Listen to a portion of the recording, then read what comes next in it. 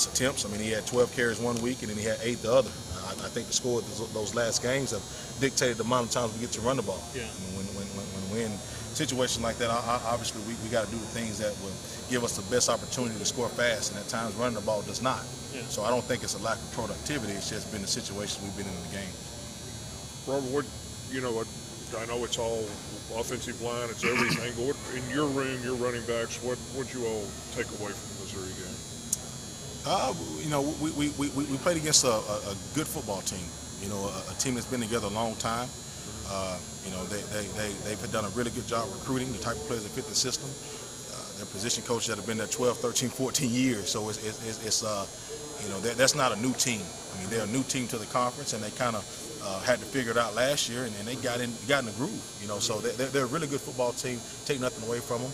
I think we just learned that it's going to be a long season, and the teams are going to get better and better as it goes on. So we obviously learned a lot from that game, but we're not giving up. We've kind of dusted ourselves off, and we're getting ready to play Auburn. What kind of practice week has Rajon been having after that Missouri performance? What kind of performance was that? The 8-yard performance from Rajon. It doesn't change anything. I mean, we go out and practice the same way every week. I don't know what he rushed for that game, neither does he, nor should he care. We go out and just practice the same way. So I hadn't changed any drills.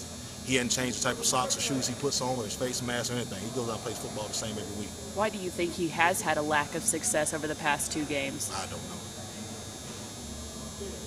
Robert, in the game, how do you kind of determine who's in? Is it kind of just a feel thing? It's just next man up. I mean, I really look at just I don't count reps during the game. I mean, one guy gets a rep, and we call a play, or if a guy needs a spell, the next guy goes in, and so it's really not counted. It's just who's in the game at the time. Just things they do during the week, and there's certain plays that Ray does a little bit better than Marlon, and so forth and so on. So we just kind of let it go as that. Thanks, Robert.